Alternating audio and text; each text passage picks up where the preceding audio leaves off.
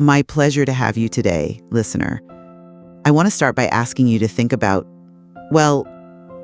trust and about the pain that comes when it's broken. And it is painful, isn't it? That gut-wrenching feeling when you realize years, maybe decades of your emotional energy, your vulnerability, your sheer effort were just poured into someone who just couldn't hold it, couldn't commit. That's not just disappointment, it shatters something deep inside. It's a profound loss. Exactly. Welcome to Enchanted Life Inside. That feeling, that shattering, it often pushes us towards this fortress mentality, doesn't it? We think, right? Never again. Walls up. We start believing that, cynicism, just assuming everyone's out for themselves, is the only real protection, armor.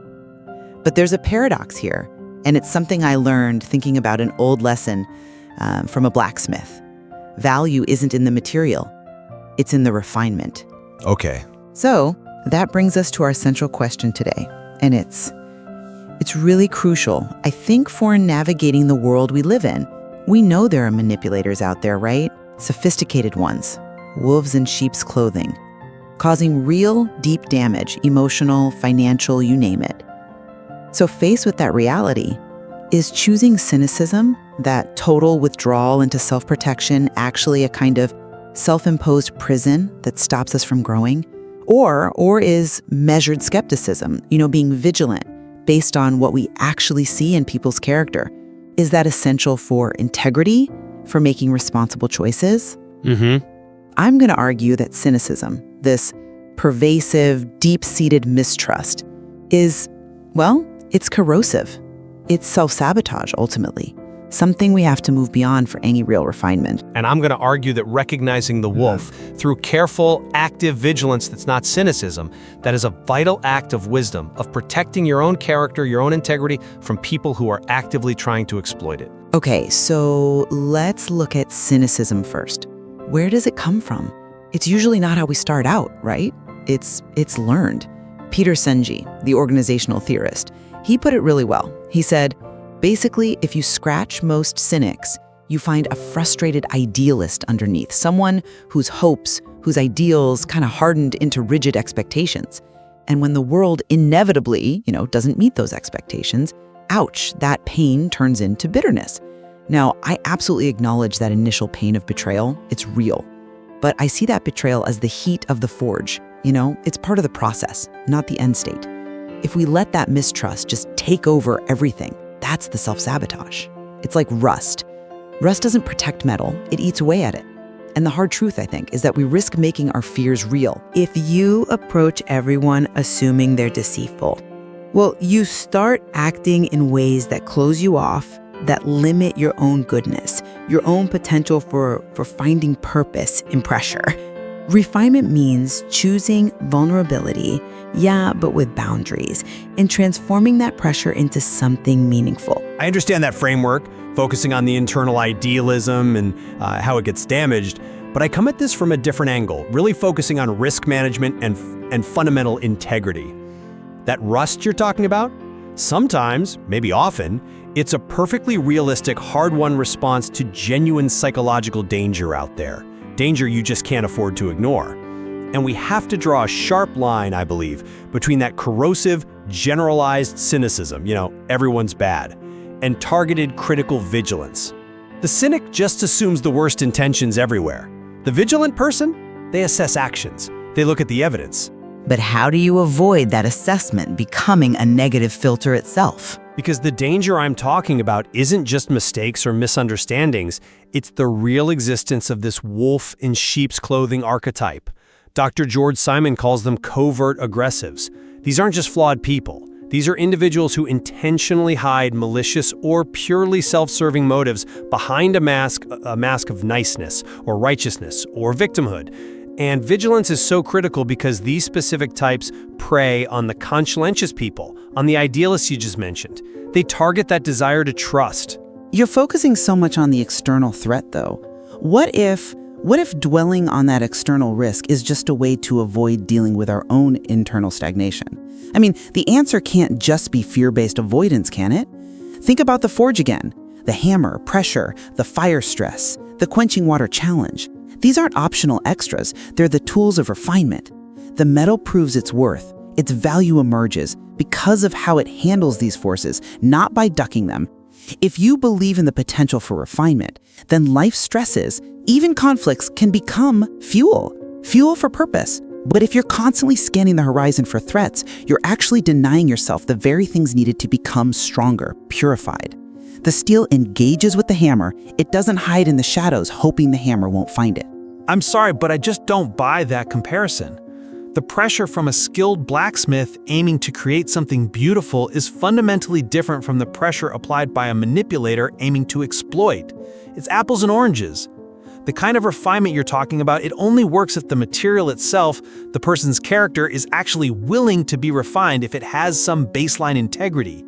And the core problem with these covert aggressives is precisely their lack of self-awareness and, crucially, their almost total refusal to be held accountable.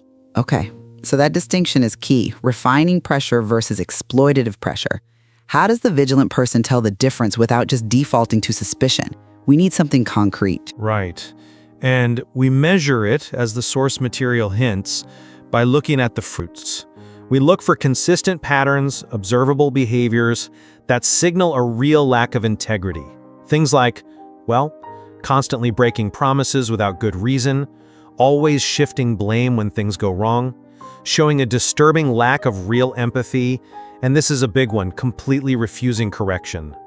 Often they react to feedback with this massive emotional blow-up, designed purely to put you on the defensive, to make you the bad guy. Subjecting yourself to that kind of destructive pressure isn't refinement, it's enabling. And it leads straight to burnout, that feeling like you're stuck in, World War III. Vigilance is simply the active, clear-eyed assessment. Does this person I'm dealing with have the basic ethical foundation to handle pressure constructively? If the answer is no, staying engaged isn't noble, it's self-destructive. That's a fair list of red flags. And yes, avoiding those patterns makes sense. But my concern remains. Does that intense focus on vigilance, on constantly scanning for those signs, eventually curdle into the very cynicism we're trying to differentiate it from? Does focusing so hard on spotting the external flaws make us blind to our own, ethical compromises? It kind of sets up this mental framework where suspicion feels like the only rational state. When we get obsessed with rooting out dishonesty in others, there's a real danger, I think, that we start mirroring those traits ourselves, maybe through excessive self-protection. We clam up, we stop giving people the benefit of the doubt, we become untrustworthy because we refuse to trust. The minute your integrity becomes more about what you're protecting yourself from, rather than what you're actively trying to build toward, well, haven't you already let the threat dictate your actions? But that view assumes skepticism automatically leads to hypocrisy. I'd argue the real threat to integrity often comes from the inside, from rationalization. That's the manipulator's primary tool, isn't it? And that's precisely why we need persistent skepticism. People who lack integrity are masters of mental gymnastics to justify what they do. Okay, how so? Well, one classic tactic is psychological projection, accusing others of the very things they're guilty of, like insincerity or incompetence. But the really insidious mechanism, the one that vigilance specifically guards against, is something called moral disengagement. Moral disengagement. Explain that a bit more. Right, it's basically the psychological toolkit people use to convince themselves and others that their harmful actions are actually okay. They mentally switch off their own moral compass. It happens in a few ways. They use euphemisms, embezzlement becomes strategic asset reallocation, outright lying becomes gaming the system, or they displace responsibility. Oh, I was just following orders. Or diffuse it. Well, everyone else does it. And they love advantageous comparison. Sure, I did this minor thing, but look at that really bad thing someone else did. Persistent, clear-eyed skepticism, the kind that focuses on actions and consistency, cuts through that fog. It forces us to judge the behavior itself, objectively, so we don't get suckered into enabling their self-serving excuses. I see the logic in that protective frame, but let me push back on the internal cost again. Even if vigilance helps us see through others' rationalizations, I'm still not convinced it protects us from our own. Think about someone like Elon Musk, commenting on high-stakes business. He suggested, basically, that the person who's always skeptical, always looking for the angle, often finds clever ways to justify their own shortcuts, their own questionable moves. It's like, well, the game is dirty, so I have to play dirty too. That's a cynical take in itself. Maybe. But the point is, the choice isn't just harm versus protection. It's stagnation versus growth. The forge needs us to be open to the heat. If we spend all our energy checking the hammer's credentials before every single strike, we'll never get forged into anything useful. Real growth demands we accept some risk, even the risk of betrayal. That's the price of admission for developing resilience, for building real connection. True strength isn't never getting hurt. It's being able to get hurt, recover, and still choose to offer trust again, appropriately. With boundaries, yes, but not just shutting down completely. But accepting risk without any discernment is just setting yourself up for pain. It's self-betrayal. Vigilance isn't about avoiding all risk. It's about choosing who gets to wield the hammer. If it's a craftsman, the pressure refines. If it's a covert aggressive, the pressure breaks you. We're not arguing for isolation here. We're arguing for informed, strategic engagement based on observable character on those fruits we talked about. Integrity demands we stay alert and hold people accountable. But if we choose constant vigilance as our default mode, aren't we implicitly choosing a kind of emotional isolation, no matter how good we get at spotting deception? We're wired for connection. Our strength, our purpose, it comes from relationships. And the sheer exhaustion of living as if there's a potential manipulator around every corner, constantly running threat assessments, that takes a toll. It's like a slow leak in your spirit. Skepticism, when it becomes your main operating principle, means even the genuinely good people, the shepherds among the wolves, get viewed with suspicion. And think of the missed opportunities, the chance for those deep, real relationships that are the actual engine of growth and refinement. We get so good at spotting potential bad that we lose the ability to recognize actual good, because real goodness often asks for a little leap of faith the hyper-vigilant person just can't make. I'd flip that. The real tragedy is the loss of integrity from blind faith. It's not vigilance that kills connection, it's ignoring reality. Dr. Simon's work makes it clear. Manipulators win because their victims value keeping the peace or preserving the relationship illusion more than they value their own perception of reality. Gaslighting works because the victim wants to believe everything's okay, even when the evidence screams otherwise. Vigilance is just about honoring your own truth. It's what allows you to set firm boundaries, and that's the only foundation for healthy relationships, the kind that actually do refine us. A truly refined character isn't someone who dodged all pain. It's someone who refuses to be controlled or exploited by manipulation. Okay, it's clear we're still circling different points on the spectrum. The level of risk needed for growth versus the level of protection needed for integrity. I still hold that our ultimate value isn't defined by the damage we've suffered, but by that intentional process of refinement. The pressures of life need to be channeled into purpose, and that requires a degree of openness.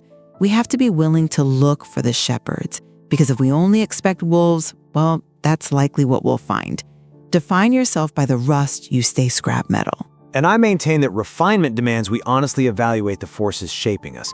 We need to stay alert, discerning, look past the surface, the sheep's clothing, and judge the actions, the character demonstrated over time.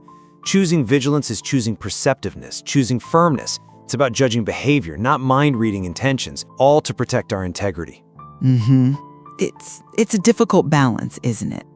The danger of betrayal is undeniably real, but so is our fundamental need for connection, for growth.